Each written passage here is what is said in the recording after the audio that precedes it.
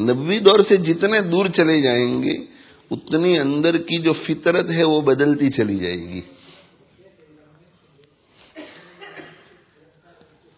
25 سال پہلے، 30 سال پہلے، 40 سال پہلے وہ چیزیں جو مسلم اور غیر مسلم دونوں سب کے سب برا سمجھتے تھے کہ یہ بری ہے، یہ گندی چیز ہے، آج آدھی دنیا اسے اچھا سمجھنے لگ گئی. اس لیے کہ فطرت مسخ ہو گئی. فطرت جب اندر سے بدل جاتی ہے تو سوچ اس کے مطابق ہو جاتی ہے. 25-30 سال پہلے پوری دنیا متفق تھی کہ یہ چیز بری ہے، آج وہ ٹھیک ہو گئی. 100 سال پہلے پوری دنیا جس کو برا سمجھ وہ ٹھیک ہو گئی.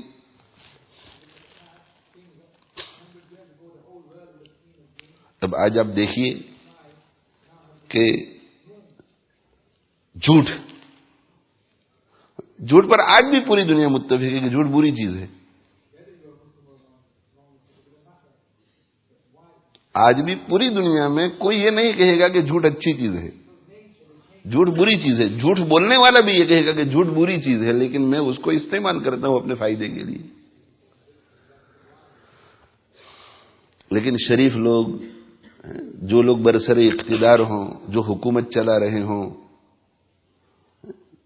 جو پرائم منسٹر کے منصب پہ بیٹھے ہوئے ہوں، جو صدارت کے منصب پہ بیٹھے ہوئے ہوں، پریزیڈنٹ کے منصب پر جو کیبنٹ منسٹرز ہوں، ایسے لوگوں کے لیے سوال ہی پیدا نہیں ہوتا کہ وہ جھوٹ بولیں. تو ابھی بھی وہ یہ کہتے ہیں کہ جھوٹ بری چیز ہے، جھوٹ نہیں بولنا چاہیے.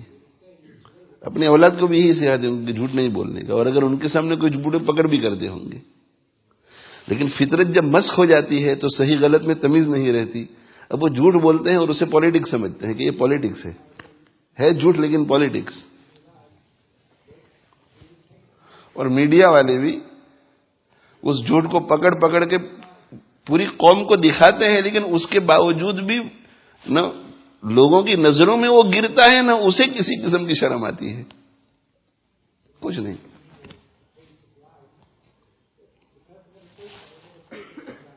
اور یہی چیز اگر 30 سال پہلے، 40 سال پہلے ہوتی، اس دور میں اس وقت جو میڈیا کام کر رہا ہے ایسا میڈیا کام کرتا اور کسی کے بارے میں وہ بتاتے تو پوری قوم یہ کہتی کہ یہ ہمارے پرائم منسٹر بننے کی صلاحیت نہیں رکھتے، ایسا جھوٹا آدمی. لیکن اب کچھ نہیں، وہ ایکسپٹیبل ہو گیا وہ جھوٹ.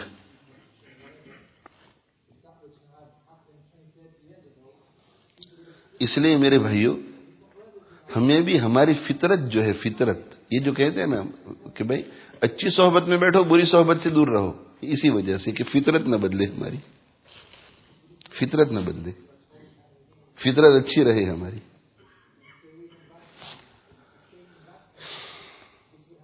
ادھر جو ہے وہ نبوت ہے اور ادھر جو ہے وہ دجال ہے، دجل ہے، اور دونوں ایک دوسرے کے اپوزٹ. نبوت کی فطرت اسلامی ہے اور دجال کی فطرت شیطانی ہے. ادھر ہدایت ہی ہدایت ہے، ادھر گمراہی ہی گمراہی ہے. ہر سیکنڈ ہمیں نبوت کے زمانے سے دور کر رہا ہے اور دجال کے زمانے سے قریب کر رہا ہے. اس لیے دجالی خصلتیں جو ہے وہ ہر سیکنڈ دنیا میں بڑھے گی اور نبوی خصلتیں ہر سیکنڈ دنیا میں کم ہوتی چلی جائے گی.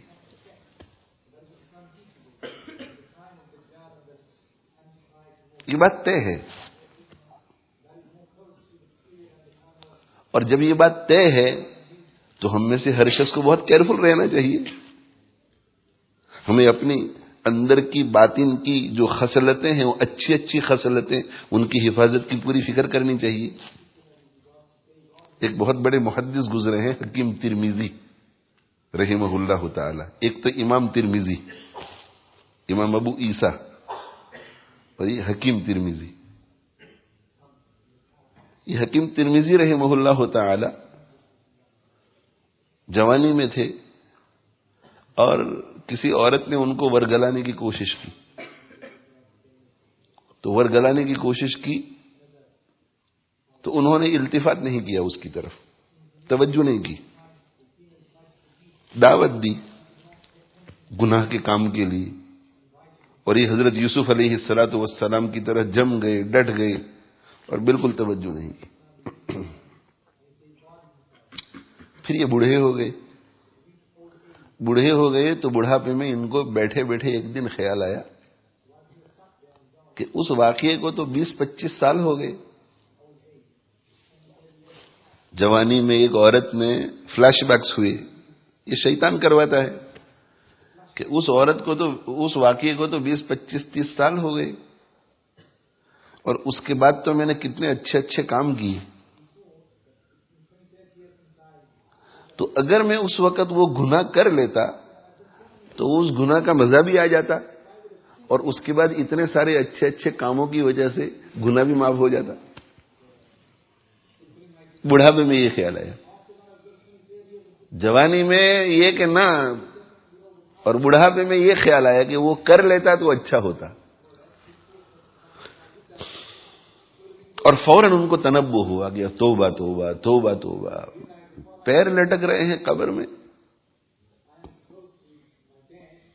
اور جوانے میں جس گناہ سے بچا تھا اس گناہ کو کرنے کی ابھی تمنا کر رہا ہے، اور وہ بھی یہ نہیں کہ ابھی بھی موقع ملے تو میں کر لوں، میں اس وقت کر لیتا تو اچھا ہوتا، وہ تو زمانہ ختم ہو گیا۔ بہت افسوس ہوا انہیں، اور افسوس ہوا، اور بڑے بزرگ تھے تو فوراً انابت اللہ، رجوع اللہ اور توبہ میں لگ گئے، بہت روئے، اور انہیں اپنی بہت فکر ہوئی کہ ایسا لگ رہا ہے کہ دینی اعتبار سے میں بہت گر گیا ہوں، تو موت کا جب وقت آئے گا تو میرا کیا ہوگا اگر میرے خیالات ایسے ہیں۔ تو اللہ کے برگزیدہ بندے تھے، تو اللہ جل جلالہ وعم نوالہ نے ان کے لیے تسلی کا سامان پیدا کیا، یا تو خواب میں یا الہام کیا، اور یہ خیال آیا کہ اصل میں تمہارے دینی سٹیٹس میں کوئی فرق نہیں آیا ہے، تم فکر مت کرو، پہلے جیسے تھے ویسے ہی ہیں ابھی بھی آپ، لیکن جوانی میں جو استقامت کا تم نے ثبوت دیا تھا اس کی وجہ یہ ہے کہ تمہاری جوانی بڑھاپے کے مقابلے میں نبوی دور سے قریب ہے، تو تمہاری جوانی میں نبوی دور کی جو برکتیں تمہارے ساتھ تھیں وہ اس وقت دور ہو گئی ہیں، تو نبوی دور کی برکتوں کی وجہ سے شیطان نے جو تمہارے اوپر اس وقت حملے کیے ہوں گے وہ اثر انداز نہیں ہوئے، جمے رہے تم، اور اس وقت بھی ایمان تو تمہارا ویسا ہی ہے، اندر کی کیفیت بھی وہی ہے، لیکن نبوی دور سے دور ہو گئے، تو اس وقت شیطان نے جب حملہ کیا وسوسے کا تو تھوڑے بہت چھینٹے گر گئے۔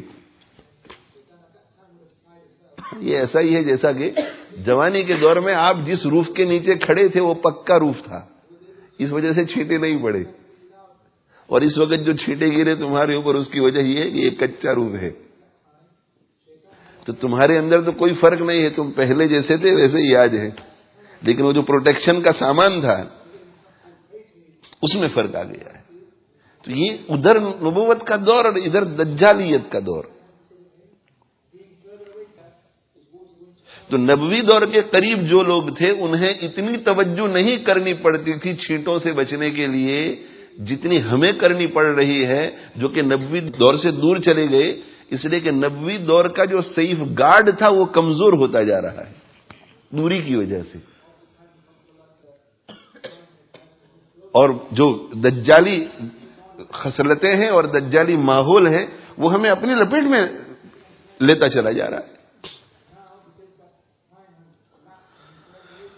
اور دجل کا معنی ہے دھوکہ دینا، عربی میں دھوکے کے لیے مختلف الفاظ ہیں، تو دجل کا معنی ہے دھوکہ دینا، اور عربی میں جب ایک ہی میننگ کے 2-3 ورڈز ہوتے ہیں تو اس میں تھوڑا تھوڑا کچھ نہ کچھ فرق ہوتا ہے۔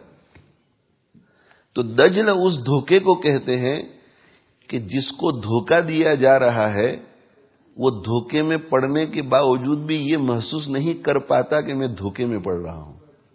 دجل اس دھوکے کو کہتے ہیں، دجل اس دھوکے کو کہتے ہیں کہ دھوکہ آپ کو لگ رہا ہے لیکن آپ کو پتہ نہیں چلتا کہ میں دھوکے میں پڑ رہا ہوں. تو دجال جو ہے، دجال کو دجال اسی لیے کہتے ہیں کہ دھوکے میں ڈالنے والا، یعنی ایسے دھوکے میں ڈالنے والا کہ سامنے والے کو نقصان کے بجائے نفع نظر آتا ہے، غلط کے بجائے صحیح لگتا ہے. یہ جو سوشل میڈیا ہے، یہ موبائل فون ہے، آپ دینی اعتبار سے اس کو دیکھنا چھوڑ دیجیے، دنیاوی اعتبار سے دیکھیے. دنیاوی اعتبار سے وقت جو ہے، وقت، یہ دنیاوی اعتبار سے آپ دیکھیں یا دینی اعتبار سے بہت قیمتی سرمایہ ہے. دینی شخص اگر وقت کو ضائع کرے گا تو بھی اس کا بہت بڑا نقصان ہوگا، اور ایک شخص ایتھیسٹ ہے، دہریہ ہے، آخرت کو مانتا ہی نہیں، وہ بھی اگر وقت کا صحیح استعمال نہیں کرے گا تو اس کا دنیاوی بہت بڑا نقصان ہوگا. علامہ شبلی کا وہ واقعہ ہے کہ ڈاکٹر آرنلڈ کے ساتھ، یہ دونوں لیکچرر تھے علی گڑھ یونیورسٹی میں ایک ساتھ، علامہ شبلی نعمانی بھی اور ڈاکٹر آرنلڈ بھی، تو یہ دونوں سفر کر رہے تھے کہیں کشتی میں. تو اعلان ہوا کہ سمندر میں طغیانی آ گئی ہے اور کشتی کے ڈوبنے کا خطرہ ہے، اس لیے ہر پیسنجر ہوشیار ہو جائے. تو علامہ شبلی فرماتے ہیں کہ ہمارا جو کیبن تھا جس میں میں اور ڈاکٹر آرنلڈ ہم دونوں کا قیام تھا، انگریز تھا ڈاکٹر آرنلڈ. تو جلدی جلدی میں گیا، اور میں جب اندر گیا تو میں نے دیکھا کہ ڈاکٹر آرنلڈ جو ہے وہ کتاب کے مطالعے میں لگے ہوئے ہیں، کوئی کتاب پڑھ رہے ہیں. تو میں نے سوچا کہ شاید ان کو پتا نہ ہو کہ کیا ہو رہا ہے. تو میں نے کہا کہ ڈاکٹر آرنلڈ آپ کو پتا بھی ہے کیا ہو رہا ہے؟ کہا کہ جی ہاں مجھے پتا ہے. دیکھو ایک غیر مسلم کی بات کر رہا ہوں. کہا کہ جی ہاں پتا ہے مجھے کیا ہو رہا ہے. کشتی ڈوب رہی ہے. کہا کہ جی ہاں مجھے پتا ہے. تو کہ کشتی ڈوب رہی ہے اس کا مطلب ہے کہ ہماری جان کے لالے پڑے ہوئے ہیں اور آپ آرام سے کتاب میں مشغول ہیں. کہ اسی لیے تو کتاب میں مشغول ہوں کہ اب کشتی کسی وقت بھی ڈوب سکتی ہے، تو زندگی کے جو لمحات باقی رہ گئے ہیں وہ ضائع نہ ہو جائے، ان سے فائدہ اٹھا لوں. یہ چند دہائیوں پہلے کا واقعہ ہے. کیوں؟ اس سے کہ فطرت اس وقت اتنی مسخ نہیں ہوئی تھی جتنی اب مسخ ہو گئی ہے. ایک غیر مسلم کی یہ حالت ہے، وقت کی قدر. تو آج کون کہہ سکتا ہے کہ یہ موبائل اور سوشل میڈیا اور واٹس ایپ اور یہ جتنی بھی چیزیں دنیا میں چل رہی ہیں، کون، کوئی مسلم، کوئی غیر مسلم جو سنجیدہ ہو، سمجھدار ہو، انٹلیکچوئل ہو، وقت کی قدر جانتا ہو؟ اس لیے کہ بہت سے لوگوں کی تو فطرت اتنی مسخ ہو گئی ہے کہ ان کے سامنے تو اگر آپ اس قسم کی باتیں کریں گے تو مسلمان بھی ایسے ہیں جو یہ کہتے ہیں کہ یہ کس دور میں رہتے ہیں. مسلم غیر مسلم کسی کو بھی آپ پوچھ لو وہ یہ کہے گا کہ ہاں اس کے فوائد ہیں، فائدے ہیں موبائل کا. میں بھی کہتا ہوں موبائل کا فائدہ ہے، میں بھی کہتا ہوں کہ واٹس ایپ کے فوائد ہیں، میں بھی کہتا ہوں کہ انٹرنیٹ کے فوائد ہیں.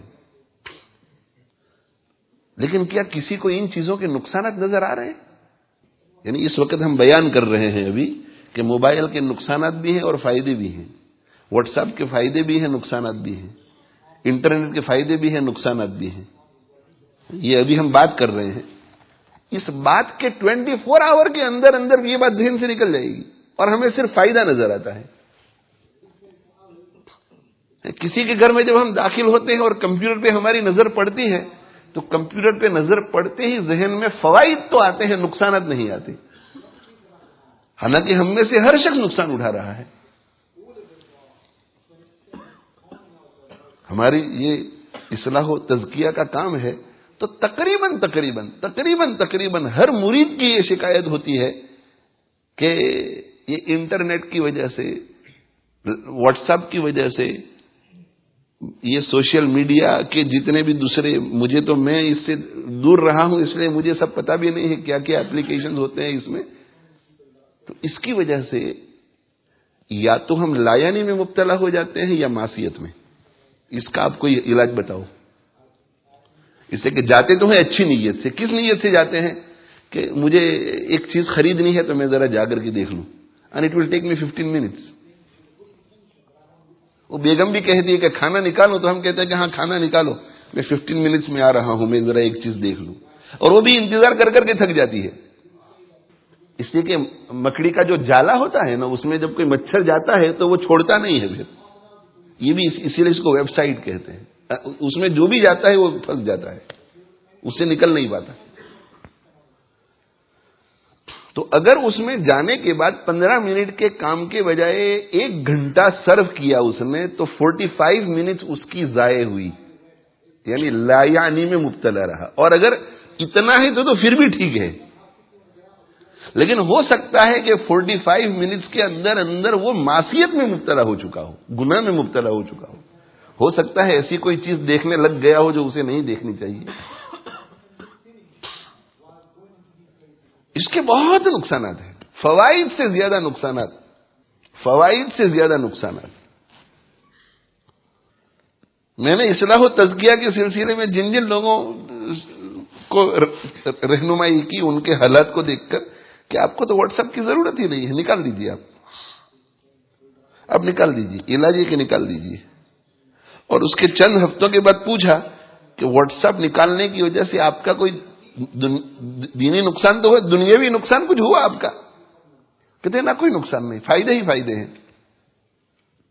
اس لیے کہ ہر ایک کو اس کی ضرورت نہیں ہوتی، انٹرنیٹ کی ہر شخص کو ضرورت نہیں ہوتی، اسمارٹ فون کی ہر ایک کو ضرورت نہیں ہوتی. جب آپ کو اسمارٹ فون کی ضرورت نہیں ہے اور آپ محسوس کرتے ہیں، especially the young boys and young girls, وہ محسوس کرتے ہیں کہ بار بار ہم ناجائز کام کرتے ہیں، ناجائز غلط چیزوں کو دیکھتے ہیں، شہوت پرستی میں مبتلا ہو جاتے ہیں اس کی وجہ سے، تو آپ اس کو نکال کیوں نہیں دیتے؟ نکال کیوں نہیں دیتے؟ آپ آگ میں اپنا پاؤں رکھتے ہیں اور پھر کسی سے کہتے ہیں کہ میں جل رہا ہوں، میں کیا کروں؟ تو اسے کہا جائے گا کہ آپ آگ میں سے پاؤں نکال دیجیے.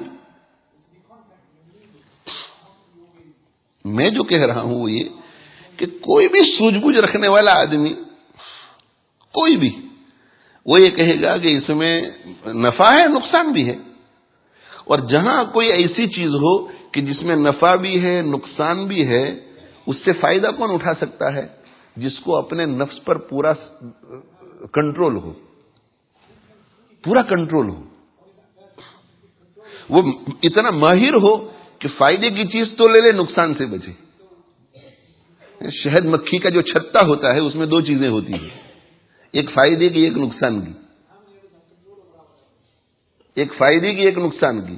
شہد مکھی جو ہے، ہنی بی، وہ کاٹے گی آپ کو، یہ نقصان ہے، اور کبھی اس میں موت بھی واقع ہو جاتی ہے. اور فائدے کی چیز شہد، ہنی. اب آپ کو ہنی کوم نظر آ گیا کہیں، تو کیا آپ یہ کہیں گے کہ بھائی کوئی بات نہیں، نقصان بھی اٹھا لیں گے لیکن ہنی تو لے لیتے ہیں؟ ادھر ادھر اگر کاٹا ہمیں تو کوئی حرج نہیں، وہ سٹنگ ہوگا لیکن ہنی ہم نہیں، ایسا نہیں. آپ فوراً کسی کو ڈھونڈیں گے جو اس میں ایکسپرٹ ہوتا ہے. ہم بھی بچپن میں جب بھوریا گاؤں میں تھے تو اس کے ایکسپرٹس ہوتے تھے، وہ نوکر لوگ کام کرنے والے، وہ جانتے تھے کہ کیسے کرنے کا اس کو. تو جہاں کہیں کوئی ایسی چیز ہو جس میں نفع بھی ہے، نقصان بھی ہے، تو آدمی آنکھ بند کر کے نفع کی طرف نہیں جاتا، نفع کی طرف جاتا ہے نقصان سے بچتے ہوئے. یہ تو کوئی عقل مندی نہیں ہوئی کہ نفع بھی حاصل ہوا اور نقصان بھی ہوا. یہ جو شراب ہے، شراب میں نفع بھی ہے، خود قرآن کہتا ہے کہ شراب میں نفع بھی ہے. اور اس شراب کی وجہ سے ہی یہ قانون بنا، شریعت کا ایک اصول بنا، فقہا نے ایک اصول بنایا کہ جہاں یہ پاسبلٹی ہو کہ یہ نفع بھی مل سکتا ہے لیکن اس کے ساتھ یہ ہارم بھی آئے گا. یہ نفع بھی مل سکتا ہے مگر اس کے ساتھ یہ ہارم بھی آئے گا. تو آپ کو نفع کو دیکھنا چاہیے یا ہارم کو؟ ہارم کو دیکھ کر let go of the benefit and the profit. نہ جانے دو بھائی. جلب منفعت سے دفع مضرت اولا ہے. اور یہ ایک ایسا قاعدہ ہے جو فطرت سلیمہ قبول کرتی ہے. باہر 1 ملین پاؤنڈ کا پارسل پڑا ہوا ہے گھر کے باہر، 1 ملین پاؤنڈ کا پارسل. 1 ملین بہت بڑی رقم ہے، لیکن اگر آپ کو یہ کہا جائے کہ گلی میں ایک شیر بھی گھوم رہا ہے تو دیکھو 1,000,000 پاؤنڈ یہ جلب منفعت، یہ فائدہ ہے، لیکن اس فائدے کو حاصل کرنے کے لیے جائیں گے تو ہو سکتا ہے کہ وہ شیئر ہارٹنگٹن روڈ پر ہو اور آپ لے لیں، یہ بھی ہو سکتا ہے کہ آپ کے سامنے کھڑا ہو، آپ کو پتا نہیں ہے کہ کہاں ہے وہ، ہارٹنگٹن روڈ پر ہے، میئر روڈ پر ہے، ویلسن اسٹریٹ میں ہے، ڈیل اسٹریٹ میں کہاں ہے، آپ کو کہے کہ وہ گھوم رہا ہے ایک شیئر، اور یہاں جو آپٹیشنز ہیں اس کے دروازے کے باہر 1,000,000 پاؤنڈ کا ٹھیلا پڑا ہوا ہے، کوئی نہیں جائے گا، عقل مند آدمی کوئی بھی نہیں جائے گا۔ یہ عقل کہتی ہے کہ جہاں نفع اور نقصان دونوں ہوتا ہے تو آدمی نقصان کو ہاتھ نہیں لگاتا، نقصان سے بچتا ہے اور نفع کو بھی جانے دیتا ہے۔ ایسا آدمی آپ کو نہیں ملے گا کہ نفع بھی ہو اور ساتھ میں نقصان بھی آ جائے، نو پرابلم، نہیں۔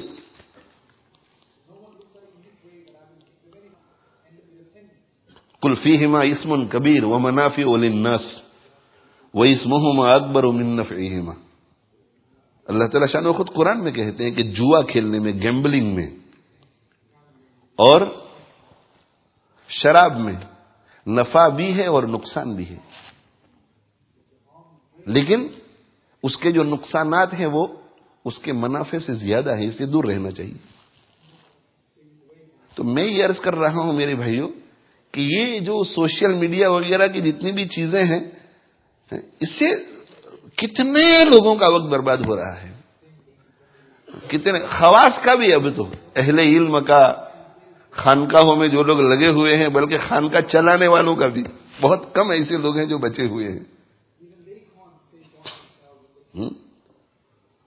جس کو دیکھو بس واٹس ایپ کے اوپر لگا ہوا ہے، اور واٹس ایپ میں جو 50 میسج آتے ہیں اس میں سے 49 تو بیکار، اور اس میں اتنے لگے ہوئے ہوتے ہیں کہ بیوی کو بھی شکوہ ہو رہا ہے کہ یہ تو گھر میں آتے ہیں تو موبائل کے ساتھ، بیوی کو بھی شکایت کہ ہمارے ساتھ تو بات ہی نہیں کرتے، یہ تو جب دیکھو موبائل پر بیٹھے ہوئے ہیں، جب دیکھو واٹس ایپ پر بیٹھے ہوئے ہیں۔ میں یہ عرض کر رہا ہوں کہ یہ چیزیں نقصان دہ ہے۔ کسی کے گھر میں آپ ٹی وی دیکھتے ہیں تو کیا ہوتا ہے، ٹی وی دیکھتے ہی آپ کے ذہن میں یہ خیال آتا ہے کہ یہ بری چیز ہے، اس میں فحاشی ہے، اس میں عریانیت ہے، اس میں اللہ کی نافرمانی ہے۔ اور کمپیوٹر کا سیٹ جب آپ اس پر نظر پڑتی ہے تو یہ ٹی وی سے زیادہ خطرناک ہو گیا ہے اب یہ کمپیوٹر، لیکن کسی کے ذہن میں ایسا خیال آتا ہے کہ یہ بری چیز ہے۔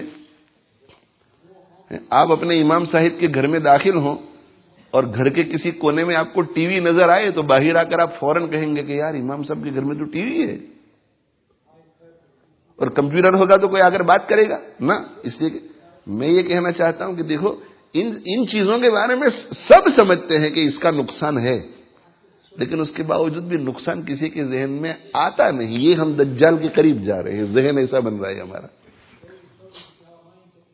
اسی لیے ابھی چند ہفتوں پہلے میں نے وہ حدیث سنائی تھی کہ تمہارا کیا حال ہوگا، تمہارا کیا حال ہوگا جب تم غلط کرو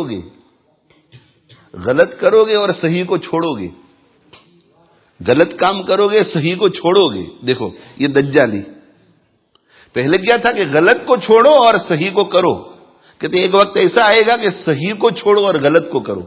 یہ دھیرے دھیرے نبوی دور سے دور ہوں گے، دجالی دور کے قریب جائیں گے تو ذہن بدلے گا، اندر کی فطرت بدلے گی۔ تو صحابہ نے کہا کہ ایسا بھی ہوگا، ایسا ہوگا، اس سے بھی برا ہوگا۔ کیا برا ہوگا؟ تمہارا کیا حال ہوگا جب تم صرف غلط کرو گے اور صحیح چھوڑو گے نہیں، جب تم غلط کی طرف دوسروں کو بھی بلاؤ گے اور صحیح سے دوسروں کو روکو گے۔ آج ہم اس دور میں آ چکے ہیں، اس دور میں ہم آ چکے ہیں کہ ہم خود غلط کر رہے ہیں، دوسروں کو بھی ہم چاہتے ہیں کہ وہ کرے، اور ہم صحیح کو چھوڑ رہے ہیں، ہم چاہتے ہیں کہ دوسرے بھی صحیح چھوڑیں۔ اور چونکہ دجالی دور ہے اس لیے ایسی دلیلیں لاتے ہیں، ایسی سوچ بن گئی ہے سب کی، اور ایسی باتیں، ایسے ورڈز، ایسے اصول بن گئے ہیں کہ ان کے ذریعے لوگوں کی ذہن سازی کرتے ہیں، اور جو صحیح پر چلنے والا آدمی ہے وہ مارجنلائز ہو جاتا ہے، وہ ایلینیٹ ہو جاتا ہے صحیح پر چلنے والا، اور غلط پر چلنے والوں کی طرف سب کو کھینچ کر لے آتے ہیں کہ یہ صحیح ہے وہ غلط ہے، صحیح کی سے روکتے ہیں اور غلط، اور پھر نبوی دور سے اور دور ہوں گے. ابھی وہ دور نہیں آیا ہے الحمدللہ، کچھ کچھ آ رہا ہے، لیکن اکثریت الحمدللہ اس سے محفوظ ہے. وہ کیا ہے؟ ایسا بھی ہوگا، اس سے بھی برا ہوگا. وہ کیا ہوگا؟ تمہارا کیا حال ہوگا جب تم صحیح کو غلط سمجھو گے اور غلط کو صحیح سمجھو گے. فرق ہی نہیں رہتا، تم پھر صحیح کو غلط اور غلط کو صحیح سمجھو. آج بھی ایسا کچھ نظر آتا ہے، صحیح کو غلط، غلط کو صحیح سمجھتے ہیں لوگ.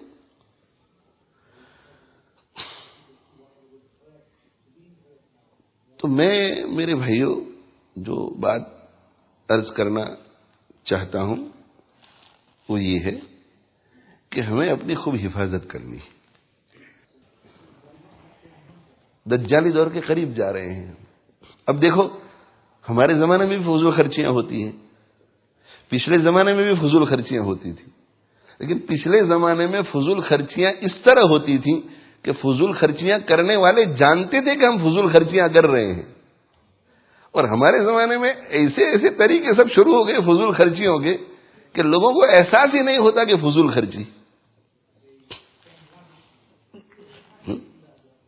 پہلے آدھے تولے کی ایک عطر کی شیشی، آدھے تولے کی ایک عطر کی شیشی، تو اس میں جو آدھے تولے کا عطر ہے وہ 1 پاؤنڈ کا تھا، اور شیشی 1 پاؤنڈ 25 پینی کی. 25 پینی کی شیشی، 1 پاؤنڈ کا عطر، تو 1 پاؤنڈ 25 میں ملتا تھا عطر. ٹھیک ہے. اب وہ عطر تو اندر وہ آدھے تولے ہی کا ہے، لیکن بوٹل بڑی بنا دی.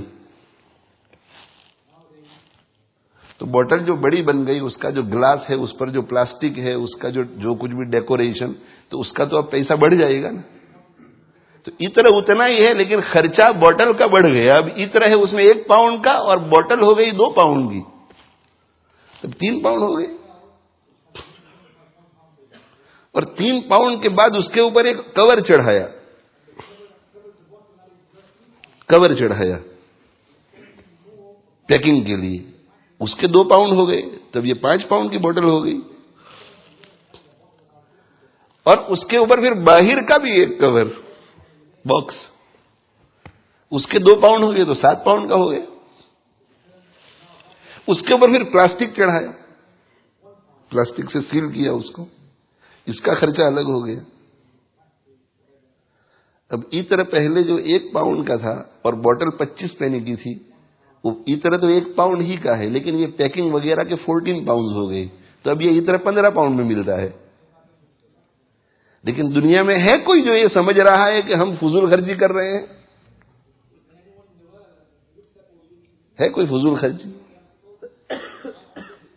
اور ہمارے جیب خالی کرنے کے لیے جو لوگ بیٹھے ہوئے ہیں، ان کو اس پر سکون نہیں ملا، تو اس نے کہا کہ نہیں، گفٹ کے اوپر یہ 3 لیئر تو ہے، اب ذرا خوبصورت پیپر خرید کر کے 4تھا لیئر بھی چڑھاؤ. اب پیسے بھی جا رہے ہیں اور وقت بھی جا رہا ہے اسے. اور اس پر بھی سکون نہیں ملا تو کہا کہ اس کے اوپر ریبن بھی چاہیے، پھول بھی چاہیے. اور اس پر بھی سکون نہیں ملا تو کہا کہ ایک اچھی بیگ بھی چاہیے اس کے لیے. دیکھو کہاں تک پہنچائے فضول خرچی میں. اور یہ رواج اتنا عام ہو گیا کہ کوئی میرے جیسا سیدھا سادہ مولوی ہو نا، اسے بھی کسی کو بغیر بیگ کے گفٹ دینے میں شرم لگتی ہے. کیریئر بیگ میں کسی کو کچھ دینے میں شرم لگتی ہے. ایسا ماحول بنا دیا.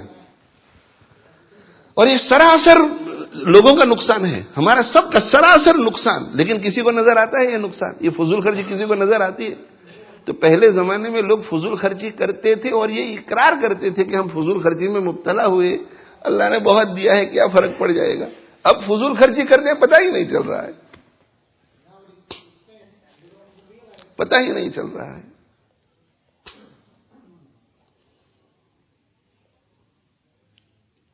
شادیوں کے اندر شادیاں ہوتی ہیں ہمارے، کتنی فضول خرچی ہوتی ہے. تو اب جو ہے وہ جس کے یہاں شادی ہوتی ہے تو لوگ پھول بھیجتے ہیں، پھول 25 پاؤنڈ کا، 30 پاؤنڈ کا، 50 پاؤنڈ کا. اور پہچاننے والے زیادہ ہوتے ہیں تو وہاں دیکھتے ہیں کہ ادھر بھی پھول، ادھر بھی پھول، ادھر بھی پھول. اور تعلقات ہمارے بھی ہیں لوگوں کے ساتھ، تو ہم بھی ذرا آبزرو بھی کرتے ہیں تو پھر جو ہے ایک دوسرے کو دیتے ہیں کہ آ تمہیں لے جاؤ نہیں بہت پھول آئی گلا سے تمہیں ایک لے جاؤ آ تمہیں ایک لے جاؤ تمہیں لے جاؤ نہیں آ تمہیں لے جاؤ نہیں پھول تقسیم ہوتے ہیں وہ پھول. یعنی وہ گھر والے بھی خود یہ محسوس کر رہے ہیں کہ لوگ جو پھول بھیج رہے ہیں یہ بیکار ہے, ہمیں کوئی فائدہ نہیں اس میں. اس کے بجائے لوگ 50-50 پاؤنڈ کیش ہی دے دیتے دلہا دلہن کو تو اس بیچارے کا کتنا فائدہ ہوتا. لیکن نہ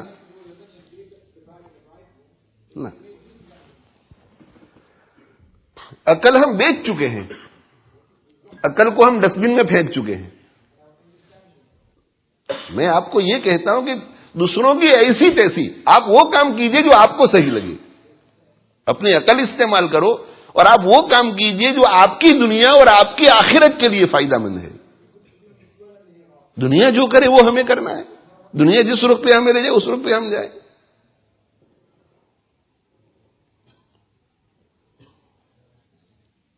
پہلے علماء عید کے موقع پر کہتے تھے کہ یہ عید کارڈ کیا ہے, یہ عید کارڈ کیا ہے, یہ کہاں سے آیا عید کارڈ. پہلے عید کے موقع پر کہتے تھے. اب بیمار ہو جاتے ہیں تو گیٹ ویل سون, تیرے گیٹ ویل سون کے کارڈ سے وہ ٹھیک ہو جائے گا.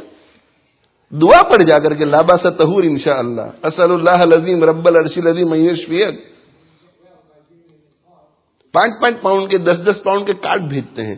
اس کے بجائے یہ 5 پاؤنڈ یا 10 پاؤنڈ کا صدقہ کر, خیرات کر, غریب ملکوں میں بھیج کہ اس صدقے کی برکت سے ہمارا مریض ٹھیک ہو جائے تو کسی بھوکے کا پیٹ بھرے گا.